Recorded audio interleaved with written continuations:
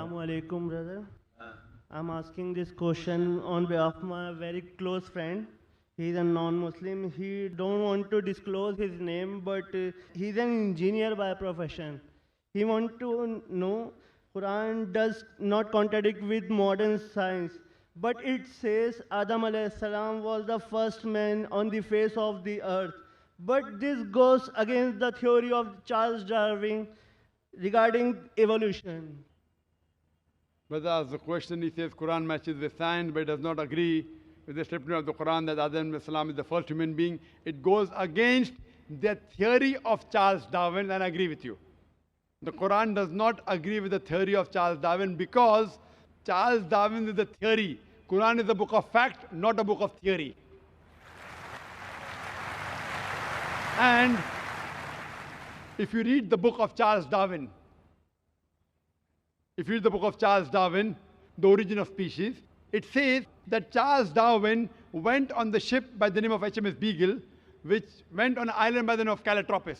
And he saw birds pecking in holes and niches.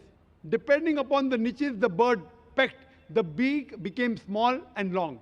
Based on this observation, he propounded his theory of natural selection. But he wrote a letter to his friend Thomas Thompson saying that I have got no 100% proof regarding my theory, but because it helps me in embryology, in rudimentary organs, etc., he has propounded that. Otherwise, Charles Darwin himself agreed that there were missing links. That's the reason in school, if we had to insult someone, we used to say that if you were present during Charles Darwin's time, then his theory would have been proved right. Insinuating he looks like an ape. So this is just a theory. It is not a fact at all.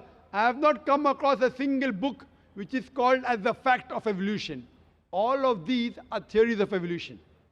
And furthermore, according to P.P. Grasset, he says, it is letting imagination run too wild just based on few vestiges that we are assuming that we have been evolved from apes. Today, science has found 4 waves. First is Australopithecus from the Ice Age, then Cro-Magnon, Neanderthal man. All these, what science has found, there's no link between them. And there's no proof that we have been evolved from ape. And according to Francis Crick, who's an expert in molecular biology, he says it is absurd just based on DNA to assume that our forefathers were apes. It is just an assumption. There are hundreds of scientists who have written against Darwin's theory. Darwin's theory has been proved false long ago. Now something has come on the internet recently, okay, Darwin's theory. These are just hypotheses.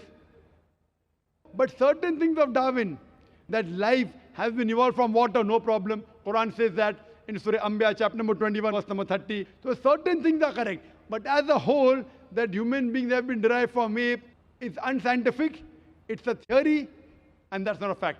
Hope that answers the question.